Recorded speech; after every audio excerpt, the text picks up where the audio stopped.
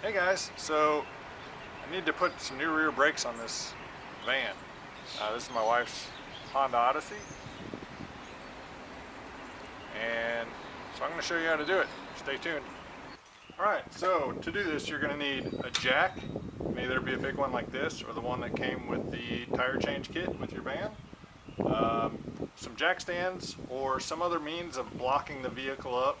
I've seen people just once they get the wheels off, slide the wheels onto the frame. I don't recommend that, but you want something to keep in case the jack fails or the jack tips over, something that's going to catch the weight or support the weight so you don't get trapped underneath it or get crushed or anything else. So, of course, you're going to need your brake pads, and if you need it, new rotors. You can also have the existing rotors taken to a machine shop and turned so they've got a nice smooth surface. I chose just to replace mine. You'll need a 22mm socket to get the lug nuts off, and you can either use a breaker bar, a big socket wrench, or an impact wrench. A hammer, a 17mm wrench or socket, a 12mm wrench or socket. You'll need a number 2 Phillips screwdriver.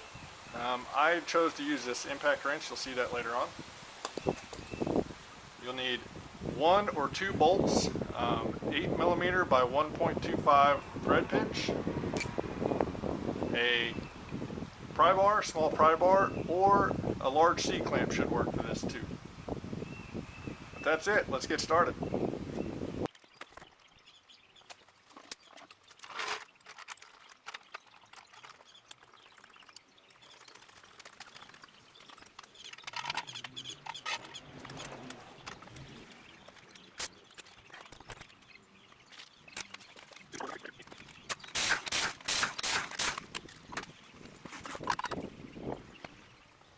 Alright, here's what we're looking at. Wheel is off. This is your brake rotor. You've got a caliper, and your pads are in here.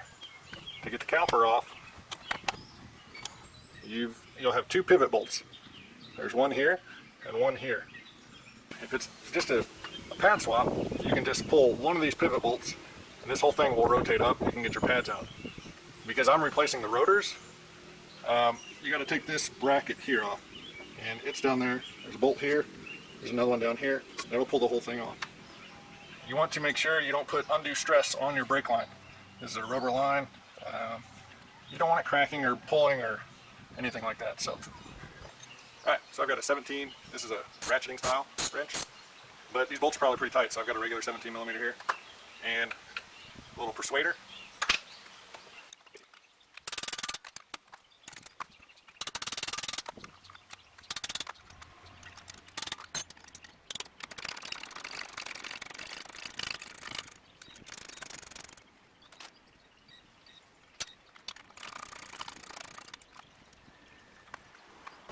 There's that off. I'm just going to set it up here so it doesn't hang from the brake line.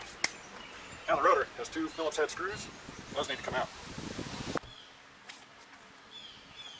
So you can see the screws here. There's one here, one here. Now these are probably in there pretty tight. And while you might be able to get it with your normal screwdriver, the better bet is if you've got one. This is called an impact driver. And this one just takes different size bits. I can put a normal screwdriver bit in there, and then you hold this on there and you hit it with a hammer, and it's like an impact wrench. So you can also, if you've got these bits, these impact, you can do them in an impact driver or like a regular impact gun or whatever, but I'm going to use these. Now this is a number 2 Phillips. A lot of people are unaware of the different size of Phillips. So this is a number 1. It's a little bitty tiny. See if I can get this in focus. The middle one is a number 2, and that's the size we'll be using. And then there's also a giant number 3. So this one won't fit in that screw at all. This one will fit, but if you try to loosen it, it's just going to strip it out. So make sure to use the right size.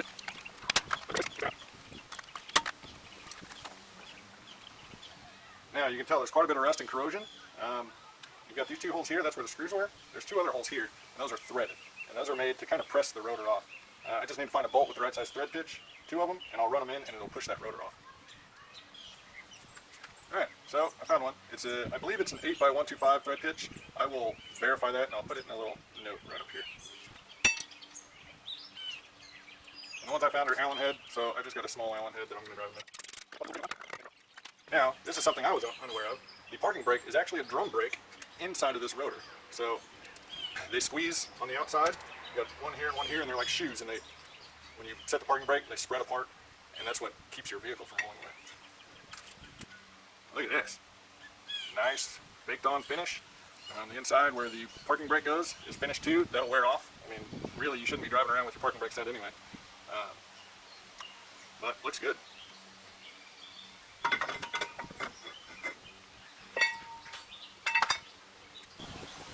One thing to note, you'll see this hole right here in the old rotor. It had this small rubber cap in it. That's how you adjust your rear parking brake. You want to make sure you send that over and put it in the new rotor. Alright, something that I failed to do. The screws that I took out, you got to make sure you line those holes back up with the threaded part in the hub. So I reoriented it. I'm going to put the screws back in, and it doesn't look like there's any Loctite on these. They shouldn't come out because your wheel is pressed against here, so you just want to make sure you get them tight. Alright, so here we've got the caliper. I've still got the old pads in there. The new pads, you can see on this old pad, this section here is the backing material, so that's just a steel backing. And then that other layer, that's your actual friction material that presses against the brake rotor. Those will wear out, and some people might think that's a lot of material left on there, but when you compare it to a new pad, you can see just how much it's worn down. So there's two style of pads that go on each caliper, and of course they're curved, so they mate with the radius of the rotor. But you can see this one, it's got this big metal clip on the back, and that's a wear indicator, or a squealer, or whatever you want to call it. But it's down just enough that when it gets to the point where the pad's worn down, this will actually contact the brake rotor and it'll make an awful noise. Kind of an indicator of when you need to replace your pads. Now I had an inspection done and they said, hey, your brake pads are getting pretty close to being gone, so you want to do it pretty soon. So, okay, so if you're unaware of how disc brake works, you've got your brake line, and this carries hydraulic fluid. And when you press on your brakes, there's a component up under the hood in the engine compartment that it just pushes fluid, and it pushes fluid through all the lines. Well, there's a big piston, or a small piston in here, that when that hydraulic fluid gets pushed through, it squeezes this piston out. Some calipers have pistons from both sides, so they squeeze together. The rear, this one only has one. But you saw how thick the new pads were compared to what's on here, so you need to push that piston back into the caliper. I typically like to do it when the old pads are still on there because I don't have to worry about tearing them up. And they make special tools for it, but if you don't have one, just a small pry bar or a big screwdriver, use the right tool for the job, but something to get in there and pry it. Something you do want to pay attention to is there's a lot of dirt that builds up on this piston. You can kind of see how it's shiny there. You don't want to shove all that dirt back up in there. So I'm going to pull this pad out, clean that piston off, put the pad back in, compress it, get the piston pushed all the way back up in there, and I'll put my new pads in. Alright, to get these pads out, you've actually got to loosen or remove one of these pivot bolts to let this caliper unfold from the other side, or from the bracket. So you should loosen these before you pull this bracket off, especially if you don't have air tools. But since I do, it should work alright.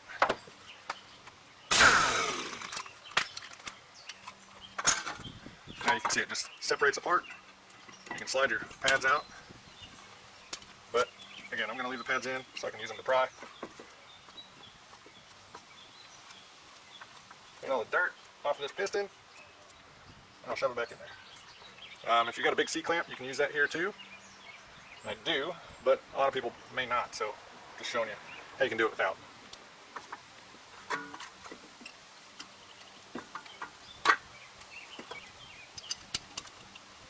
Put that in a little ways. And now you can see how shiny that piston is in there.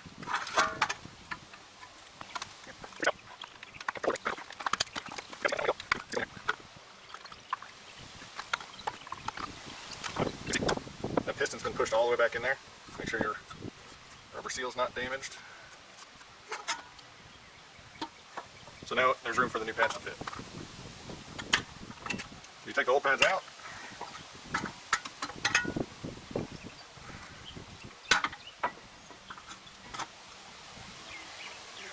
That one is stuck in there.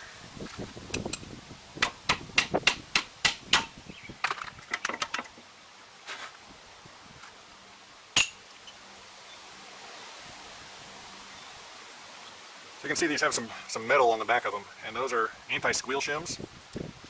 Depending on what kind of brake pads you get, some of them will come with some of this grease. And you want to put this grease anywhere that the pad contacts the rotor. So on these little wings that slide in the channels of the bracket here, and then also where the piston contacts the back of the pad. And that's just going to prevent squeaks and handle a little bit of rattling too. Now this packet isn't very big, you need to use it, you only get one packet for both sides, so you just need a real thin layer, so use it sparingly. Alright, so I've got the caliper all greased up, got the face of the piston greased, these slide plates where the pads slide in, those are all greased. Just to help hold things, I'm going to go ahead and mount the bracket back on, and then I'll place the pads in place.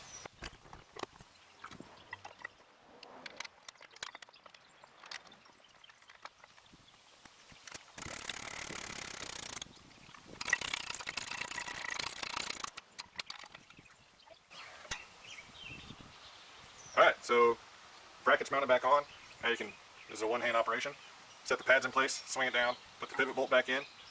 One thing you don't want to make sure that this caliper can slide back and forth. That's how it's going to release when you let off the brake. It needs to be able to slide smoothly, just side to side. If not, you can pull, there's a rubber boot here, you can pull those off, pull the pins all the way out, and grease them, clean them up and grease them. They may develop some corrosion in there over time, so just something you need to watch for.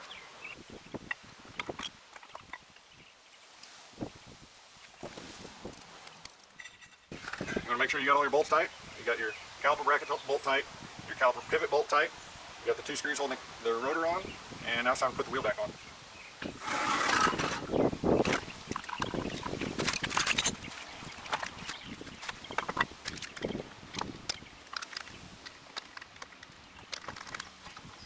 Now when you put your wheel back on, if you're not, if you're not real familiar with doing this, you put your wheel back on, you want to make sure it's fully seated against the rotor. I use the impact just to drive on there because it's a lot quicker. Once I get the wheel back on the ground, I'll go through with a breaker bar or a ratchet and just make sure that I've got them good and snug, because you can't really tell how tight they are with the impact. Like anything, there's torque specs for everything on a vehicle. Having a source of those torque specs, you can probably find it online. I figure if you're on the side of the road changing a tire, if you get a flat, you're not going to have a torque wrench with you. You're going to get it tight. So that's what I do. So there's one done, and now we just got to do the other side. I'm just going to maybe do a time lapse, and I'll time it and see how long it takes me or something. I don't know. Alright, here we go. And 3, 2, 1.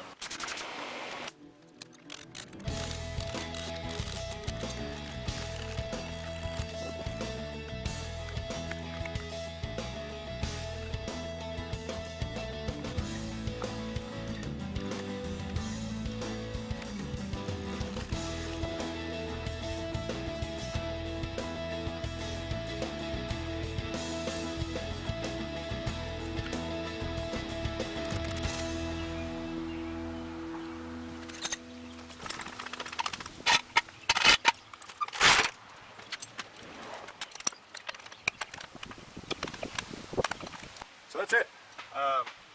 You're done. It's off the jacks. You want to make sure the first time you start it up and drive it, you do want to make a quick test drive just to make sure everything's good. But before you start driving away, you want to pump your brakes just to seat these new pads in, get any of that excess slack out of the caliper. You should be good to go. Get out there, do it yourself, save some money, learn something. Thanks for watching. If you like what you see, I do this kind of stuff. I make stuff. I'm kind of all over the place. Anything I find interesting, I try to video when I can. Be sure to subscribe so you don't miss any of my upcoming stuff. Hit that thumbs up button, and we'll catch you next time. Bye.